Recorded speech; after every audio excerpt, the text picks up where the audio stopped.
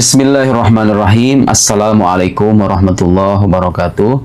Terima kasih yang sudah menonton video-video saya. Saya doakan mudah-mudahan Allah Subhanahu wa Ta'ala senantiasa melimpahkan keberkahan untuk Anda semuanya.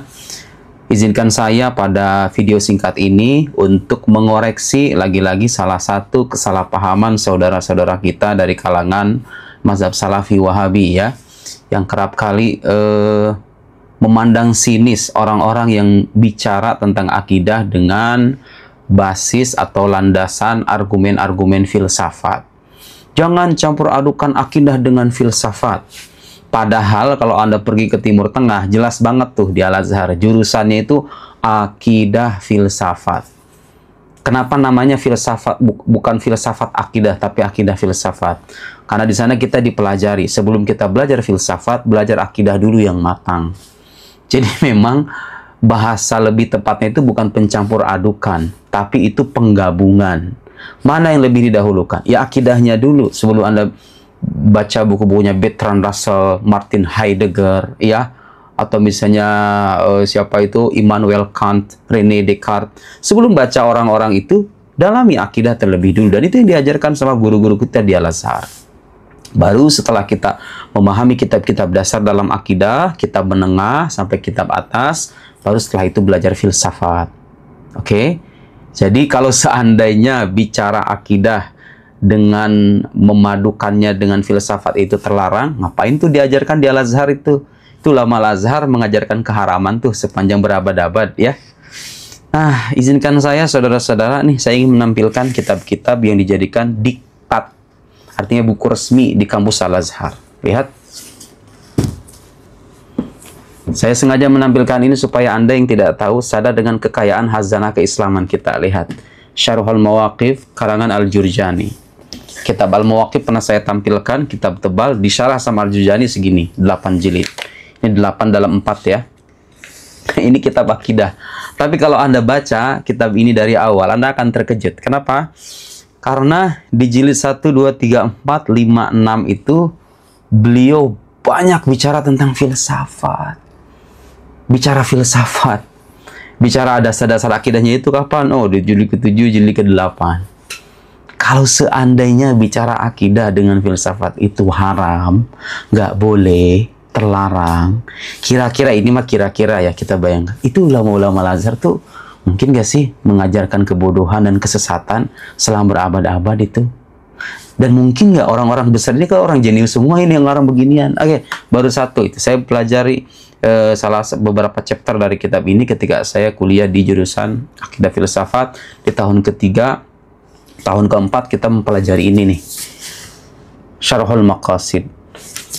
Di belakang layar itu ada beberapa jilidnya. Itu 5 jilid total. Ini jilid keempat dan kelimanya. Saya pelajari tahun keempat, kemudian dipelajari juga ketika pasca sarjana. Pasca sarjana kita belajar kitab Mawaqif, Syarah Mawaqif. Kemudian di tahun kedua pasca sarjana itu belajar ini, Syarhul Maqasid. Hal yang sama juga ditempuh oleh penulis kitab Syarhul Maqasid, Sa'aduddin At-Taftazani, Fakhruddin Ar-Razi misalnya. Silahkan itu baca kitab Al-Matalibul Aliyah atau Nihayatul Uqul. Sama juga masukkan bahasan-bahasan filsafat. Kenapa mereka itu melakukan hal semacam itu? Ada banyak jawaban, tapi saya ingin berikan jawaban yang gampang-gampang aja deh. Tuntutan zaman di antaranya. Jadi ketika Islam itu mengalami perluasan, ya iya di zaman Nabi mah belum ada tuntutan untuk bicara beginian. Karena sahabat itu ketika Nabi mengajarkan langsung menerima. Ketika Islam semakin mulai meluas, banyak orang-orang menentang tuh akidah Islam itu. Kadang-kadang mereka menggunakan filsafat. Kalau kita mau bantah, masa kita bermodalkan bantahan Quran dan hadis aja? Mau tidak mau kan kita harus menyajikan argumen-argumen filosofis juga. Musuh menggunakan senjata, kita gunakan senjata yang sama untuk mengukuhkan kebenaran akidah Islam, bukan untuk menyesatkan ya. Terus saya mau nanya nih sama orang-orang yang suka mempersoalkan, jangan campur adukan akidah dengan filsafat. Anda ngomong-ngomong udah belajar filsafat belum ya? Karena kalau Anda belajar filsafat, filsafat itu, pemikiran para filsuf itu ada yang sesat, banyak. Kita mengakui dan kita mempelajari itu. Jadi kita nggak mungkin bisa memahami kesesatan suatu pandangan filosofis kecuali setelah kita mempelajarinya. Jadi yang pengen mengharapkan filsafat pada akhirnya harus dipaksa belajar filsafat dulu. Benar nggak dia sesat? Kan begitu kira-kira, ya. Yang sesat banyak, yang benar juga banyak. Yang tidak bertentangan agama bahkan berguna untuk mengukuhkan kebenaran agama itu banyak. Sadar nggak Anda bahwa logika itu, ilmu logika, yang dikatakan oleh Imam Ghazali, kalau orang nggak belajar logika itu la yuthaqu bi ilmihi, tidak dipercaya keilmuannya. Anda sadar nggak? Logika itu bagian dari filsafat loh. Bahkan dia mengoreksi cara berpikir kita supaya kita tidak terjebak dalam kesalahan-kesalahan berpikir. Dijelaskan sama para teolog. Ya. Kemudian pembahasan epistemologi misalnya. Sekarang Anda bicara pengetahuan kan? Kita ini sekarang hidup di era keterbukaan informasi dan pengetahuan. Seorang bisa tahu apa saja, mengakses apa saja. Anda sadar nggak untuk menentukan ini pengetahuan benar, ini pengetahuan tidak benar, ini pengetahuan ilmiah, ini tidak ilmiah, ini rasional, tidak rasional, itu kita perlu menggunakan pisau analisis filsafat. Masa orang bicara tentang filsafat, kemudian kita bicara dengan teks suci? Begitu ya? Teks suci itu penting manakala lawan bicara kita itu orang-orang Muslim.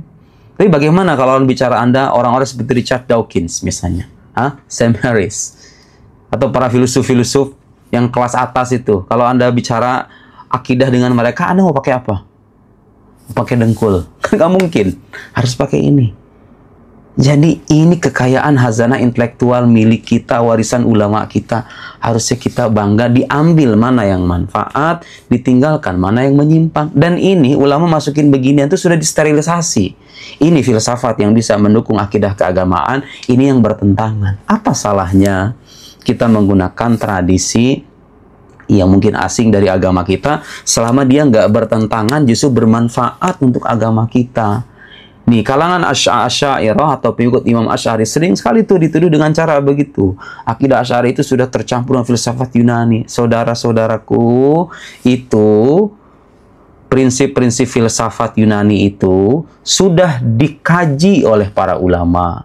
Mereka menyimpulkan ini yang bertentangan, ini yang tidak. Yang tidak itu diambil, yang bertentangan ditolak. Ya, harus paham itu. Dan yang perlu Anda catat, ini kitab yang tebal-tebal begini, isinya itu nggak semuanya akidah pokok. Nggak harus Anda imani nih, Ulayan Ar-Jurjani jilid 1, jilid 2, jilid 3 itu kadang-kadang.